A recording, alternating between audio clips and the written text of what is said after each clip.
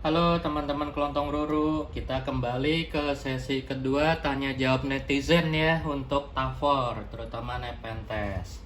Nah, pertanyaan pertama kali ini dari user Baihaki Kaidar. Itu terkait dengan tisu culture. Pertanyaannya, itu botol in vitro-nya disterilin pakai autoclave dulu kan Bang, atau pakai alat steril alternatif? Nah, untuk Kelontong Ruru kami bukan ahli tisu culture, jadi ini bukan ranah kami untuk menjawab. Dan apalagi untuk tissue culture ini biasanya sifatnya adalah rahasia dari masing-masing labnya ya. Cuman udah pasti secara umum itu untuk sterilisasi bisa dengan kimia, bisa juga dengan suhu seperti autoclave, atau bisa juga dengan radiasi. Semua tergantung dengan purpose-nya masing-masing. Dan sebagai info, Kelontong Ruru pribadi, terutama saya pribadi, bukanlah fans dari tissue culture. Kami lebih suka tanaman-tanaman yang berasal langsung dari hasil propagasi outdoor, ex vitro, dan lainnya.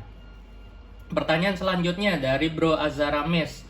Kenapa ya kok Nepenthosku daunnya kecil-kecil, tunasnya pun kecil, padahal udah 1 tahun? Nah, di sini kasih tahu dulu dong, Nepenthesnya jenisnya apa? Kita juga nggak bisa lihat dari gambarannya. Cuman sebagai informasi yang utama tentunya adalah jenisnya ya. Beberapa Nepenthes itu termasuk jenis diminutif. Diminutif itu adalah tanaman yang tumbuhnya biasanya memang ukurannya kecil. Contohnya keluarga toilet Sumatera seperti Nepenthes jamban dan lainnya itu relatif kecil. Kemudian juga Nepenthes campanulata itu pertumbuhannya juga relatif kompak. Dan juga yang termasuk terkenal ukurannya kecil itu kalau nggak salah ingat adalah Nepenthes argenti ya.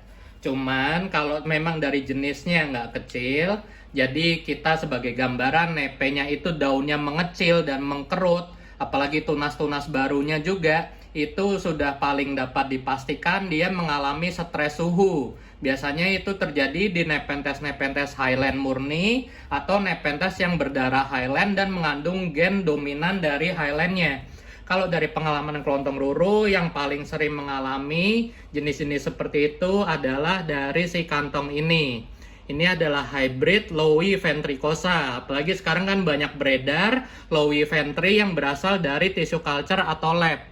Itu sering banget nyubi-nyubi karena harganya murah, tergoda untuk beli, tapi piaranya di kondisi lowland. Ini paling sering ya, ini adalah kantong dari Lowi ventricosa yang kultivar PDA, Peter de Amato, pionir dari Lowi ventricosa. Jadi biasanya pastikan dulu kalau memang jenis tersebut memiliki genetik Highland, kalau daunnya mengecil itu biasanya karena stres suhu. Atau bisa juga kekurangan nutrisi, atau bisa juga temen cek dulu medianya. Biasanya kalau medianya udah terlalu basi, udah jadi bubur, udah stagnan banget, nggak poros, itu juga biasanya nepe daunnya mengecil. Nah, kemudian pertanyaan selanjutnya dari Bro Yuda Rizky Kun terkait dengan video di GHHL ya. Medianya pakai apa itu? Repot juga kalau mau suka jadi bubur. Nah, jadi medianya seperti di temannya Kelontong Ruru ini, kemudian juga Kelontong Ruru pribadi, itu lebih suka pakai media mineral atau bebatuan. Nah, itu semua tergantung pilihan kita masing-masing, karena seperti teman kami dan kami sendiri, itu orangnya malas ngeripot. Jadi kita lebih suka pakai media bebatuan. Tapi untuk perakaran semua tanaman sendiri, teman-teman bisa cek nggak cuma di nepe, di semua tanaman lain, tentunya akan lebih bagus di media organik. Tapi kalau kita tinggal di lingkungan yang airnya juga kurang bagus, suhunya panas, tentunya media-media organik tersebut akan cepat jadi basi ya. Kalau istilah orang, medianya itu jadi asem.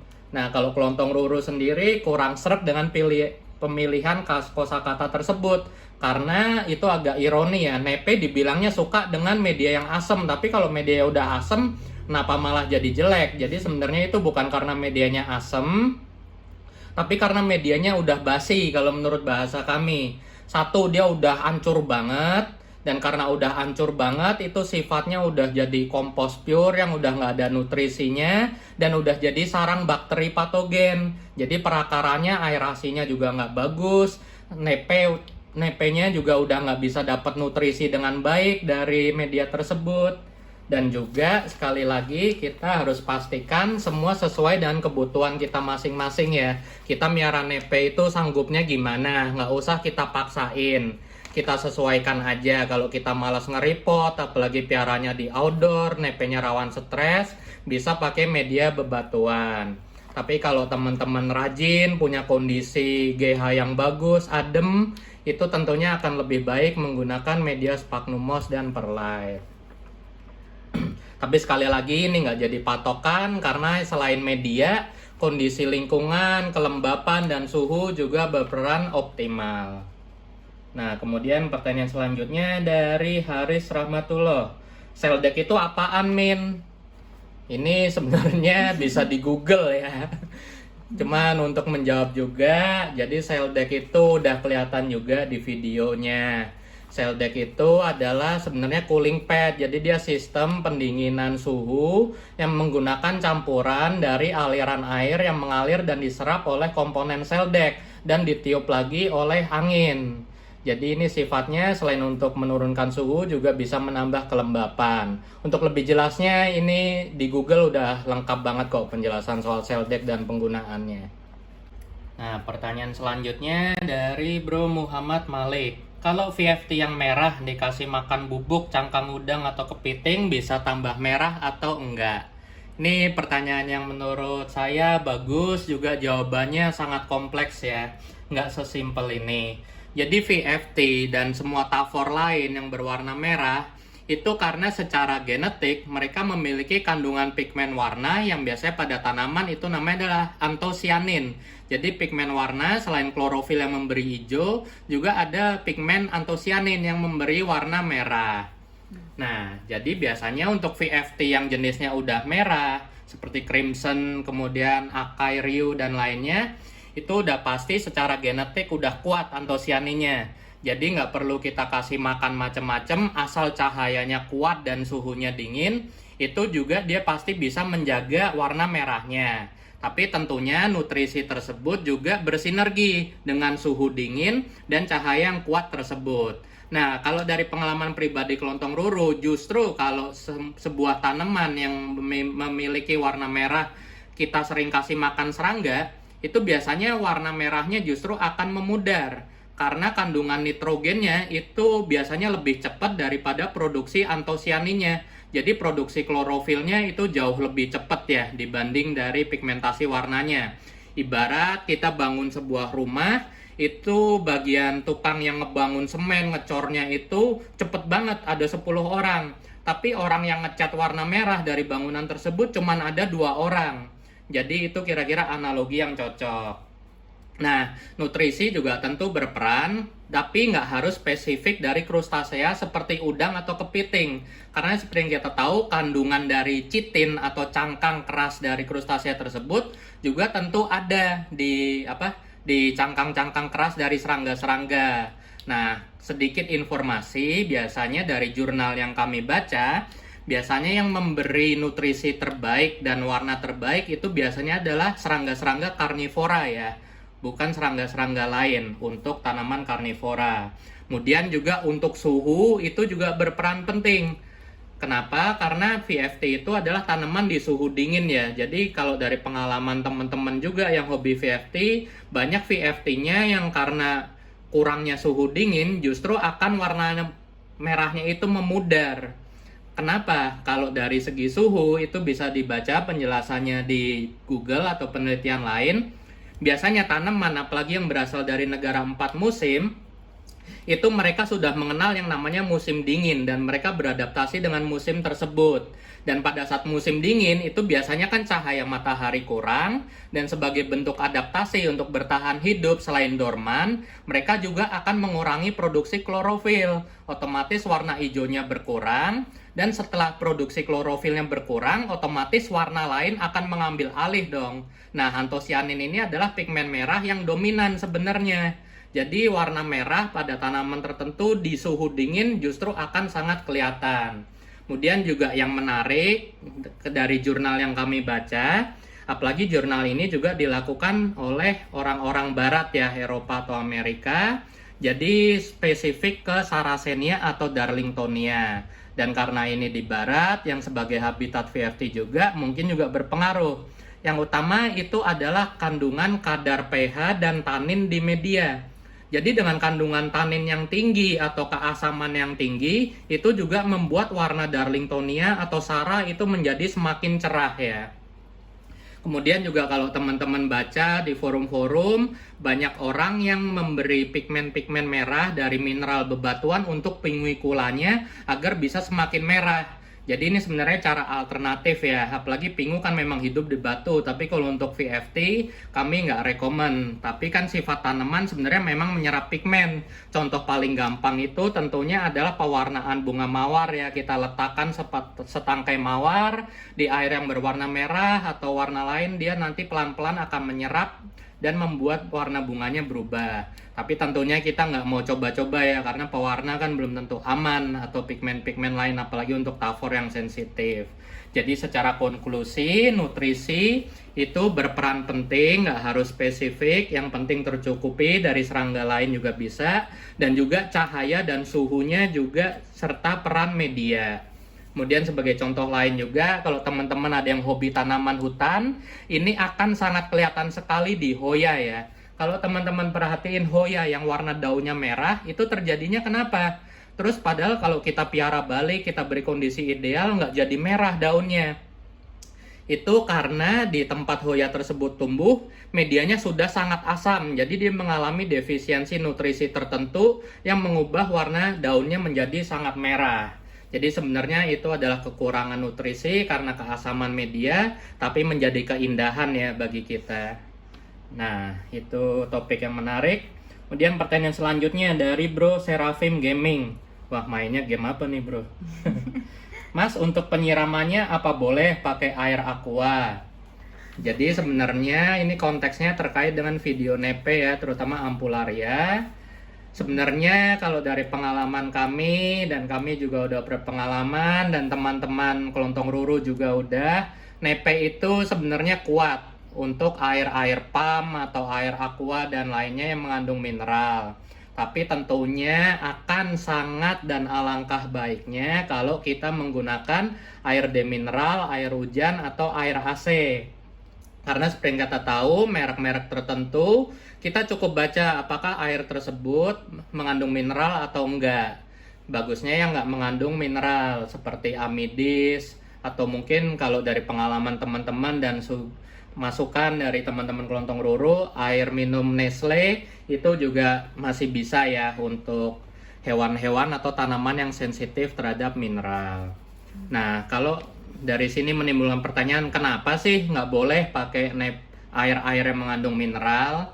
Itu karena biasanya air tersebut mengandung bahan-bahan kimia, apalagi air pam. Jadi sebenarnya yang berbahaya itu bukanlah mineralnya. Bahaya mineral nanti akan saya jelasin, tapi yang utama adalah kandungan dari fluoride dan klorin yang biasanya ditambahkan untuk sterilisasi air.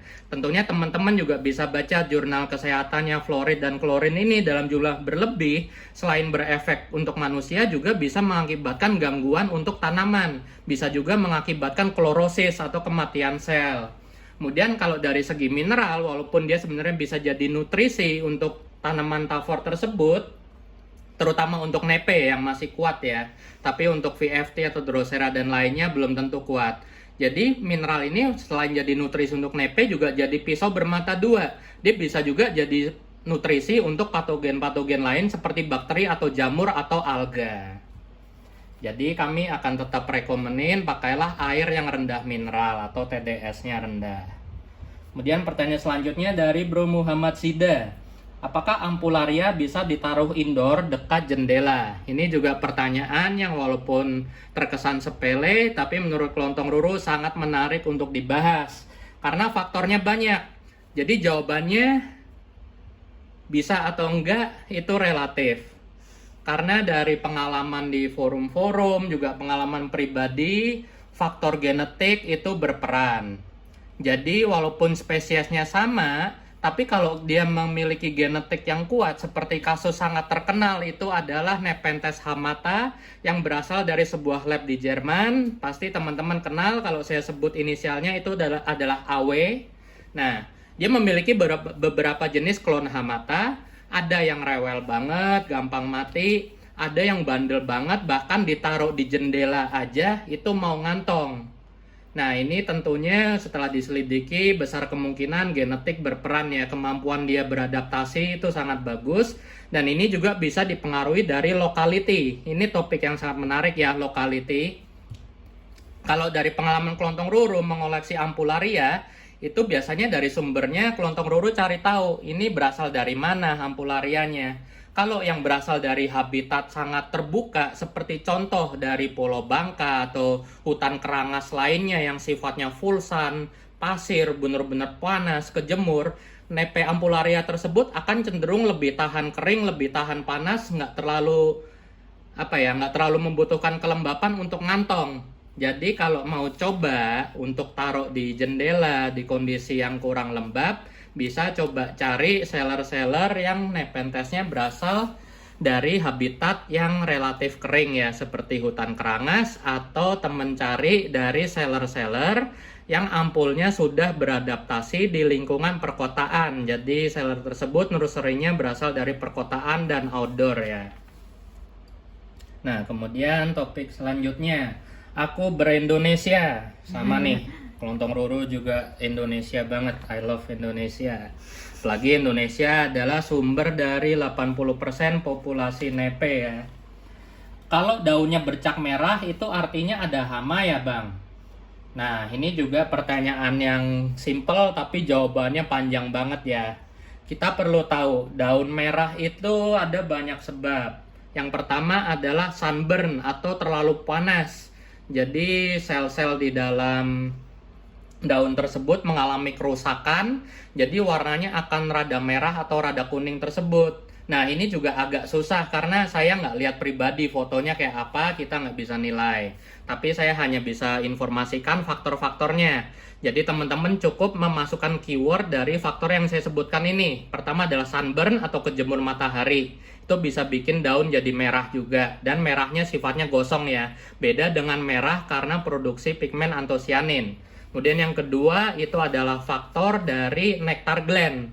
Nektar gland ini adalah kelenjar dari nektar yang berasal dari nepenya sendiri. Jadi biasanya berasal ada di batang, ada di kantong, ada di daun, dan biasanya paling rich di daerah bawah kantong atau di topi sini karena dia sifatnya untuk menarik serangga datang ke tanaman karnivora tersebut.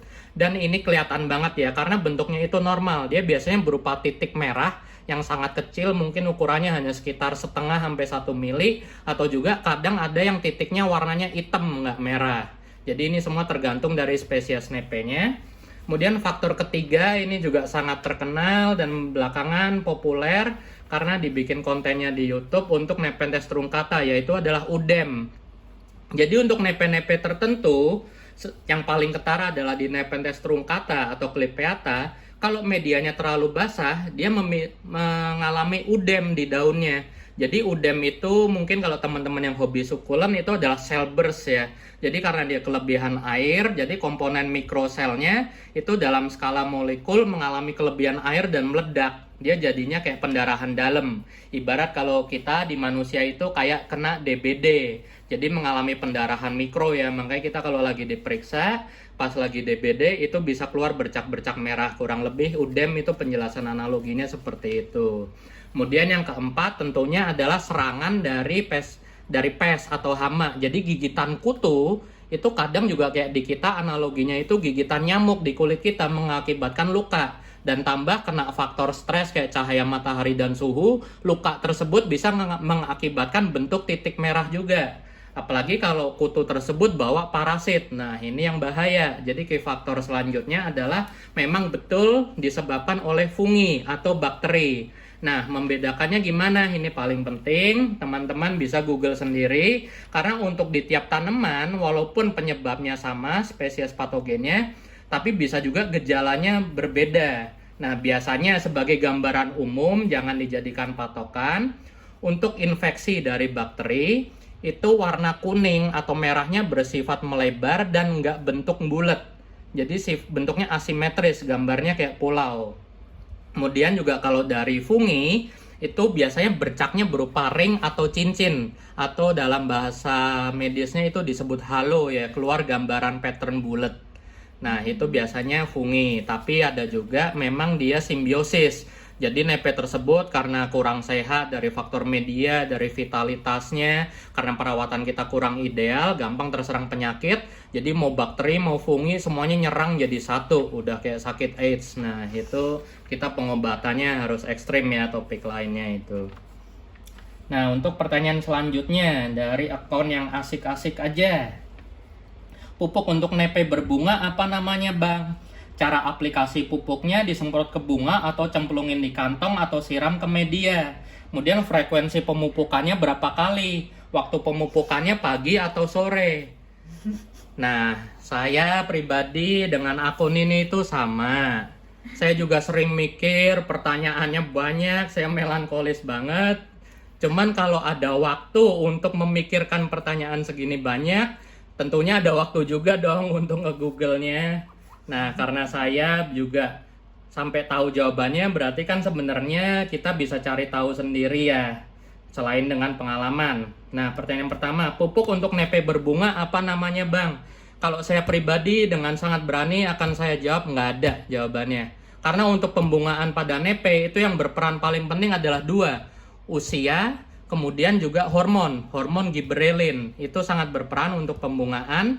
Jadi sifatnya pupuk itu sebagai bahan bakar untuk pembungaan. Tapi untuk waktu pembungaannya sendiri itu harus tanamannya sendiri yang menentukan. Jadi selain dari stres juga dari produksi hormon sama usianya ya. Tapi untuk mendukung pembungaan akan saya kasih tahu nama pupuknya adalah P atau fosfor. Kalau di pupuk NPK itu adalah bagian P yang tengah. Carilah pupuk yang kandungan P-nya jauh lebih tinggi.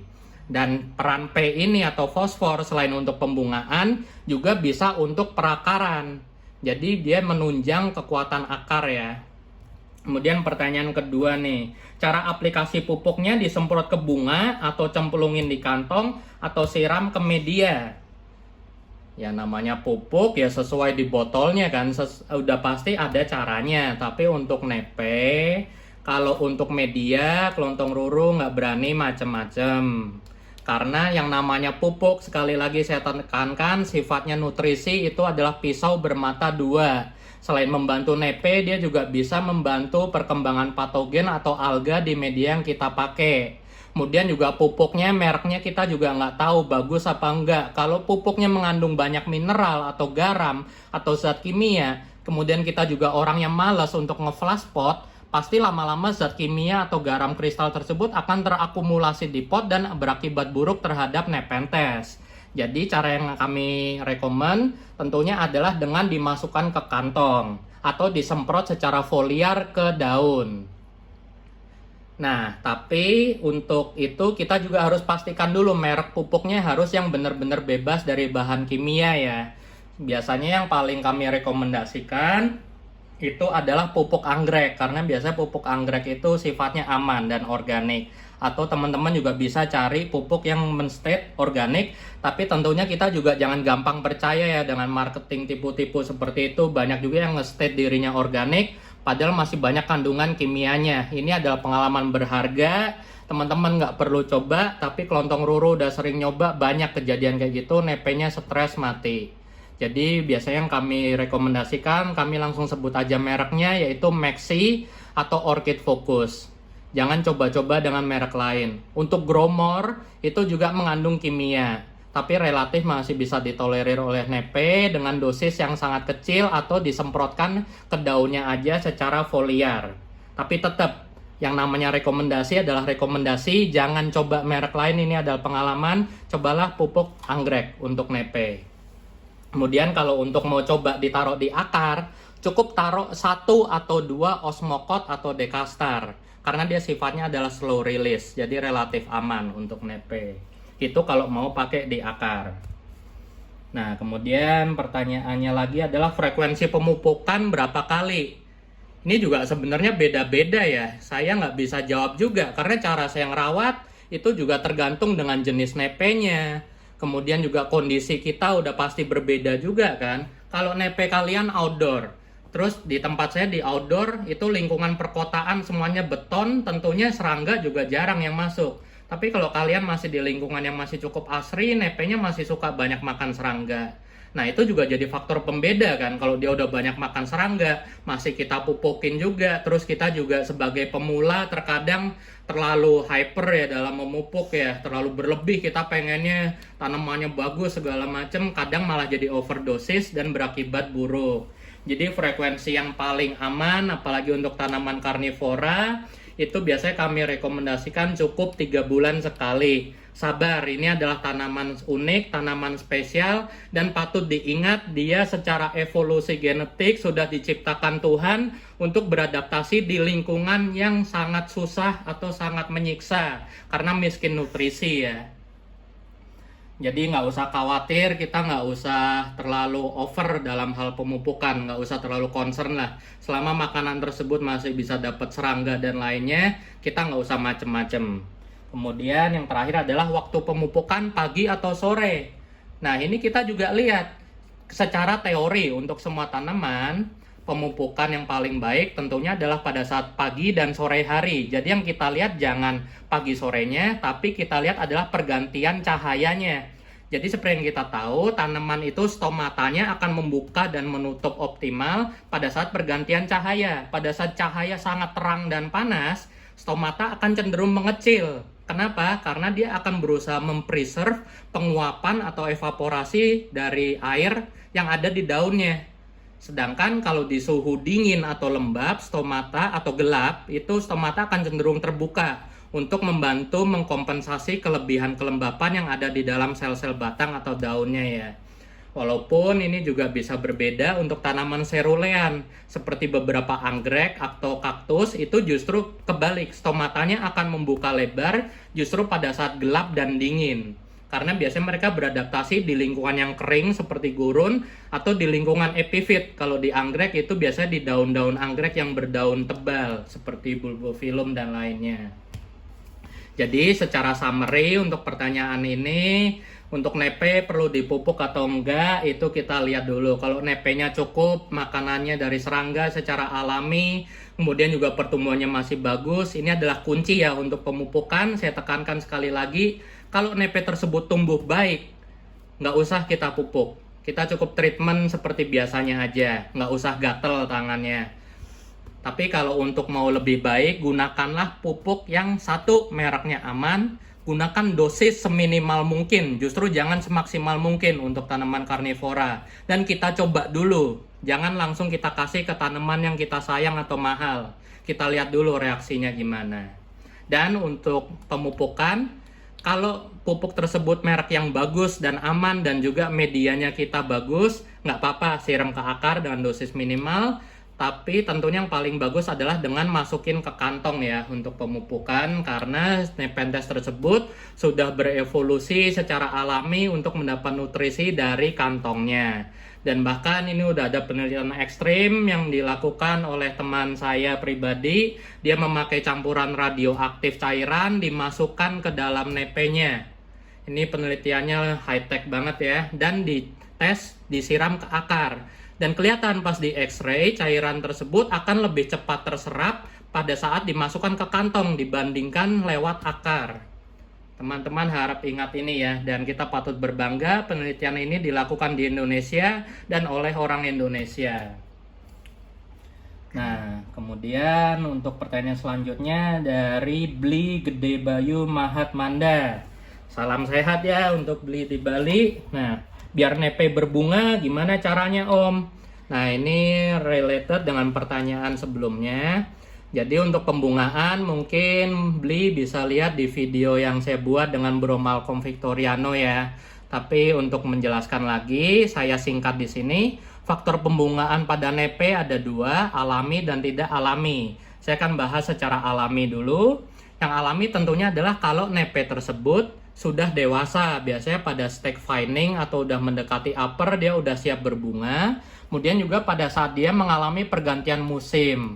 Jadi pada saat pergantian musim itu kan ada perbedaan suhu yang ekstrim ya. Biasanya dia udah adaptasi di kemarau, tahu-tahu agak lembab dan ademan dikit pas musim hujan, atau sebaliknya udah adaptasi agak adem pas musim hujan, atau ada cahaya dan suhu panas dari kemarau, itu akan memicu produksi bunga. Kemudian juga kalau nepe tersebut biasanya terstimulasi dari pengalaman kelontong ruru oleh cahaya yang kuat. Jadi kalau nepe tersebut udah upper menyentuh atas paranet, udah di atas batang pohon, kalau di habitat alaminya, dia akan cenderung membunga.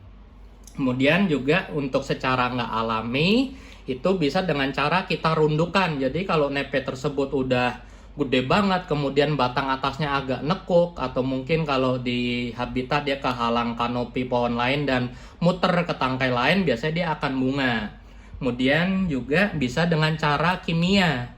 Cara kimia itu tentunya dengan hormon-hormon tertentu, yang paling terkenal adalah gibberellin. Tapi harap hati-hati dengan penggunaan hormon, karena satu, sifatnya adalah kimia, belum tentu aman buat kita. Ini cukup dipakai untuk orang yang jangan pemula ya, yang udah pro, udah paham betul prosedur keamanan dan resikonya.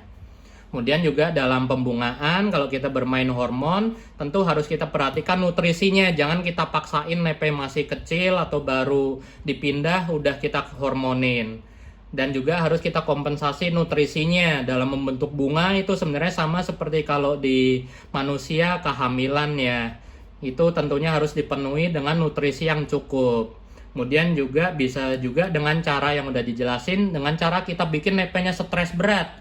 Kita cacah-cacah, kita setek. Nah, itu biasanya nepe-nepe ada yang bunga tuh. Jadi itu sebenarnya adalah insting untuk bertahan hidup ya. Jadi dia ngerasa mau mati, saya harus secepatnya bereproduksi untuk mempertahankan kelangsungan spesies saya. Jadi secara kesimpulan, untuk membuat nepe berbunga, yang paling aman adalah kita sabar aja, kita tunggu sampai nepenya udah cukup umur. Kalau masih kurang, bisa kita beri paduan pupuk P atau hormon gibberellin.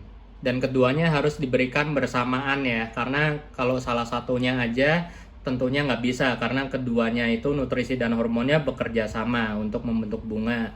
Dan cara paling ekstrim ya udah kita siksa aja nepenya. Selain kita cacah, bisa kita buat stres tiba-tiba. Kalau biasa di tempat teduh, langsung jemur di full sun seminggu 2 minggu. Atau sebaliknya, dari tempat panas langsung kita teduhin, kita lembapin. Tapi itu resikonya, resiko sendiri ya. Makanya udah tentu kita nggak usah bermain-main dengan alam, kita alami aja. Dan pertanyaan terakhir dari Pamor Chandra. Permisi Kak, mau tanya untuk tanaman Nepenthes tipe lowland, biasanya suhu rata-ratanya berapa derajat Celcius? Tingkat kelembapan tanah dan rata-rata pH tanah kisaran berapa ya? Nah, pertanyaan dari Bro Pamor Chandra ini tergantung. Kalau tujuan Bro Chandra menanyakan ini untuk penelitian atau untuk paper ilmiah, ini bukan ranah kelontong ruru untuk jawab. Tapi kalau untuk taraf kultivasi atau pemeliharaan di luar penelitian, akan kami jawab. Yaitu untuk Nepenthes lowland, itu biasanya kuat dengan suhu siang bisa mencapai 38-40.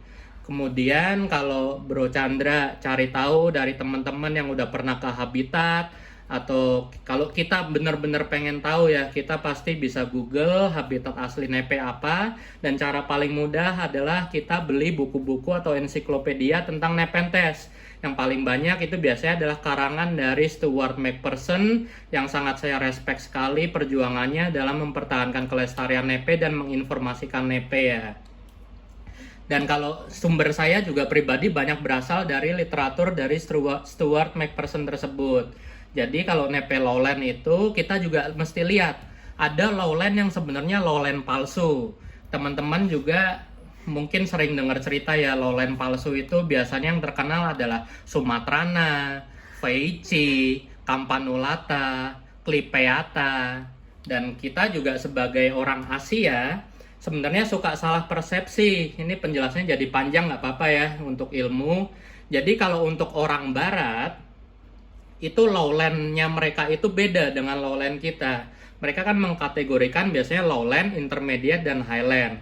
Tapi sebenarnya kita sebagai orang Asia, negara asal nepe, itu kita mengkategorikannya ultra lowland, lowland, intermediate, highland, dan ultra highland. Nah, saking bosennya si Bro Maxima matanya sampai udah jereng nih. Nah, sebenarnya ya untuk nepe-nepe Veici atau Sumatrana atau Clipeata itu jatuhnya sebenarnya intermediate. Jadi mereka nggak kuat suhu yang terlalu panas. Tapi bisa kita kompensasi dikultivasi dengan kelembapan. Nah, jadi sebagai patokan kunci, kalau teman-teman lihat juga di habitat kerangas, itu suhunya bisa tembus sampai 40. Kemudian di GH teman kelontong ruru juga ada karena dia sistemnya enclosed dan nggak pasang AC, itu suhunya pernah tembus sampai 41, 42. Dan teman-teman jangan menyepelekan perbedaan 1 derajat Celcius ya. Mungkin kelihatannya sepele, tapi kalau teman-teman udah ngerasain perbedaan angka 0,5 aja itu udah cukup berasa. Apalagi kelontong ruru sering alamin di GH-nya kelontong ruru.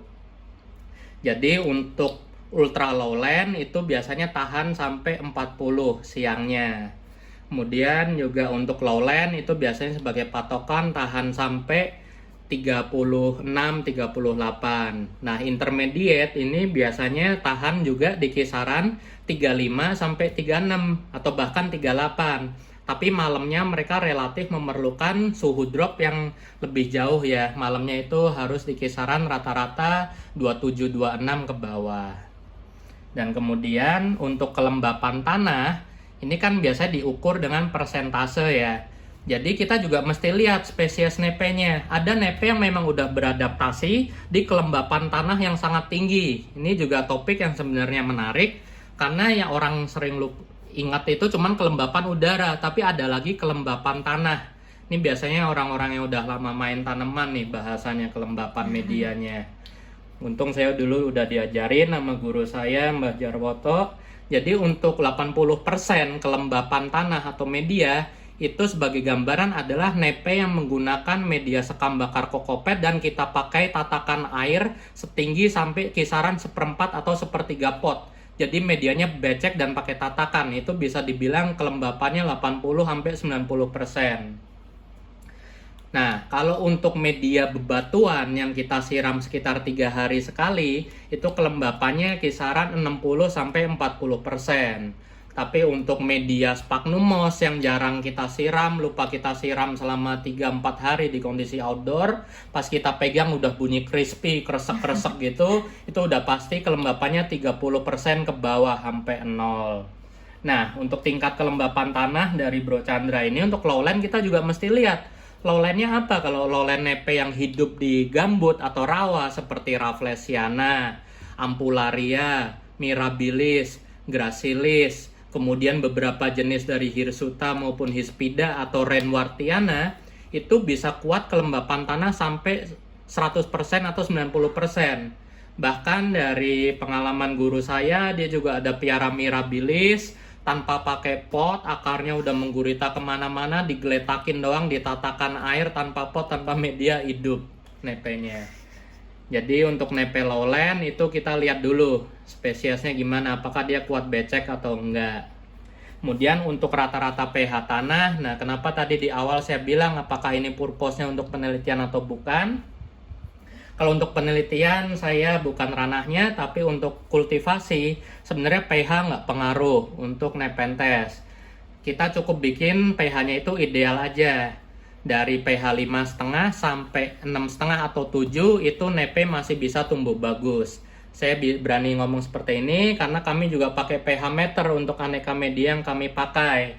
Tapi kalau untuk ranah penelitian dari teman-teman saya yang udah pernah ke habitat, itu bisa dilihat dari kualitas air dan media gambutnya ya. Apalagi air yang lewat di gambut tersebut juga sampai udah jernih, udah nggak terlalu coklat. Itu berarti medianya udah asem banget, udah pasti pH-nya itu kisaran 4,5 sampai 5,5. Dan ini cukup menarik ya, karena beberapa nepe, dan ini juga di stage sendiri oleh pakar-pakar Nepenthes dari luar seperti Borneo Exotics, mostly nepe, dan dari ICPS juga, itu suka media dengan keasaman kisaran 5,5 sampai 6. Dan ini sudah diteliti dengan perkecambahan seedling Nepenthes villosa yang terkenal sangat rewel. Pertumbuhannya lebih bagus di pH tersebut, 5,5 sampai 6. Tapi ada juga Nepenthes yang menyukai media yang cenderung lebih basah.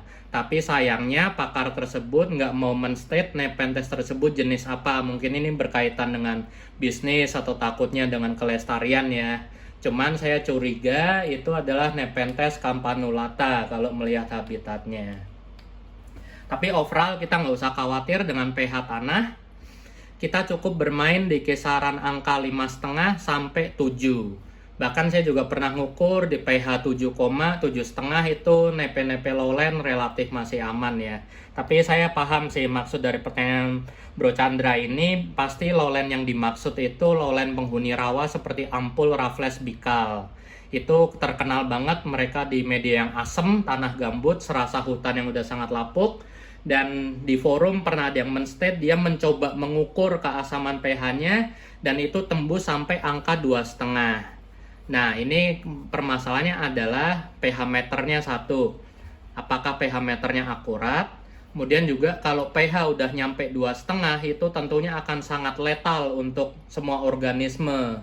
Itu bahkan mungkin udah cukup, kalau kita minum pH 2,5 tuh udah bisa bikin sakit mah ya. Jadi itu misteri alam yang harus kita jawab sendiri. Jadi kita nggak usah bermain-main dengan itu, kecuali kita peneliti cukup bermain di pH 5,5 sampai 7 untuk Nepenthes. Oke, sekian teman-teman. Thank you.